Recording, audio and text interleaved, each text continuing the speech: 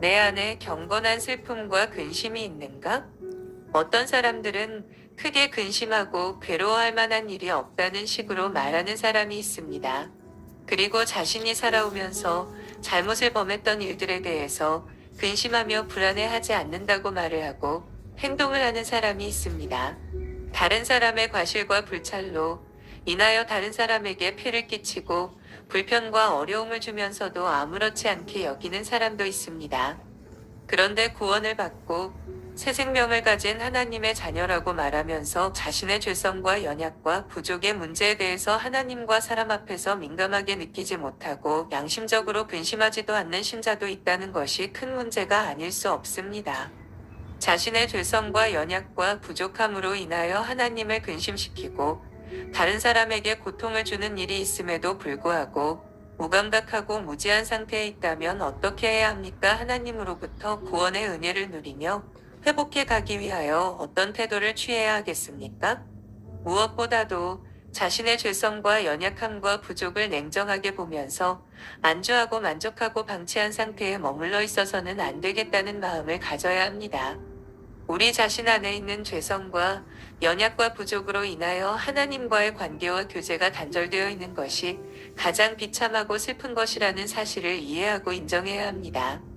그리고 그로 인하여 다른 사람에게 고통과 어려움을 주지는 않았는지 돌아보아야 합니다. 이것이 하나님의 백성들이 반드시 취하고 회복해야 할 바른 태도인 것입니다. 사도행전 2장 37절 말씀입니다. 저희가 이 말을 듣고 마음에 찔려 베드로와 다른 사도들에게 물어가로되 형제들아 우리가 어찌할꼬. 베드로는 그들이 일반적으로 말하는 죄인이라고 말하지 않았고 그들의 한 가지 죄를 구체적으로 지적한 것을 볼 수 있습니다. 너희가 영광의 주를 십자가에 못 박았도다. 그들이 이 말을 들었을 때 그들의 마음이 찔렸습니다. 그들은 자신의 마음을 상실하게 하고 뉘우치게 만드는 한 가지 죄를 구체적으로 떠올린 것입니다. 그리스도께서 사마리아 여인으로 하여금 죄를 뉘우치고 근심하게 하고자 하셨을 때 모든 죄 중에서 한 가지 죄를 뽑아내어 여인에게 말씀하셨습니다. 지금 있는 자는 내 남편이 아니니. 이렇게 그녀의 특정한 죄를 지적하신 것이 그녀로 하여금 자신이 행한 모든 죄들을 보게 만들었다는 것을 성경은 암시하고 있습니다. 그녀는 나의 행한 모든 일을 내게 말한 사람을 와 보라라고 말했습니다. 그리스도께서는 오직 그녀의 간음죄에 대해서만 말씀하셨는데 말입니다. 우리들도 그렇게 해야 합니다. 우리의 죄성과 연약과 부족을 제대로 돌아보고 인정할 수 있어야 합니다.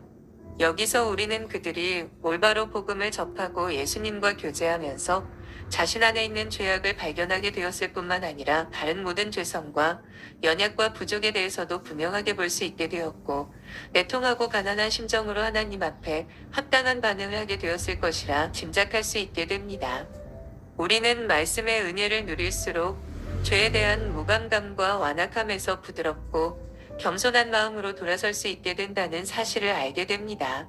명목상 성도이고 신자일지라도 자신의 죄성과 연약과 부족에 대한 각성과 애통함과 그리고 예수님의 은혜와 성령님의 도우심이 없으면 자신뿐만 아니라 다른 사람들의 영혼까지도 파멸하게 만들 수 있다는 것을 생각할 수 있어야 합니다. 자신의 죄와 연약과 부족을 한 가지라도 말할 수 없고 참된 애통함이 없는 것은 하나님의 말씀과 은혜 안에서 자기 자신을 반성할 줄 모르고 성령님의 도우심을 구하며 그 힘과 지혜로 살아가려는 자기 부인된 겸손함이 없다는 증거가 될 것입니다. 많은 사람들이 자신의 죄성과 연약과 부족으로 인하여 하나님과 다른 사람에 대하여 어떤 일을 행하고 있는지 알지 못하는 일들이 있습니다.